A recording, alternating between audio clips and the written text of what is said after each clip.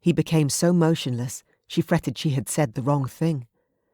Then her ears picked up the hitch in his throat, the softly shuddered breath. She affected him just as he did her, despite the anger. The realization filled her with delight, and for the first time in years, Willow felt wicked and wonderful. A touch.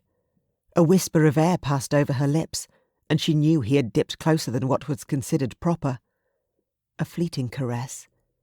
She savoured it, though their lips barely touched. Another breath puffed across her cheek. Every touch, whisper was a torment, but such a sweet torment. His scent flooded her senses, and acting on instinct, she rose on her toes and leaned forward. The taste of his lips was like spiced wine and strawberries. He stilled, and blood roared in her ears. She had kissed him. How shockingly improper and scandalous of her. She parted her lips to his entreaty. A soft groan slipped from him, then his tongue stroked the edge of her teeth. Not once did he draw her closer or press his body against hers. But she felt the heat of him, tasted the strength of him, and lost a bit of herself that she had sworn to keep protected after enduring what had seemed like an endless nightmare. His tongue glided over her lips and into her mouth. Though he had never touched her with such boldness, she revelled in his embrace. For once she pulled from this forbidden and exhilarating encounter, she would never allow herself to be in his presence again. How could she? While his promise filled her with scandalous temptations, she would not lead herself into more heartache. Not with this man. A shiver cascaded down her spine.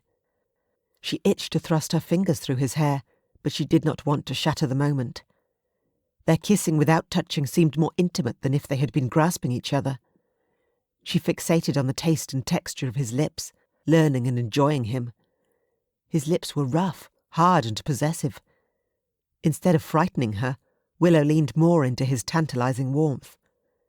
Something hot and confusing unfurled inside of her.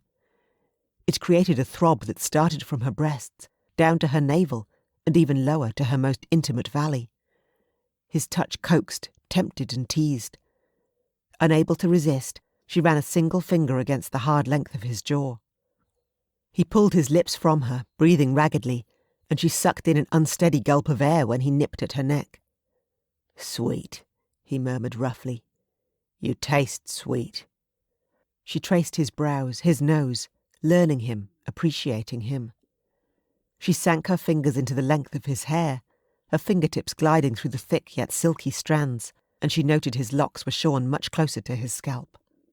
Removing her fingers, she asked, "What are we doing, Alasdair?"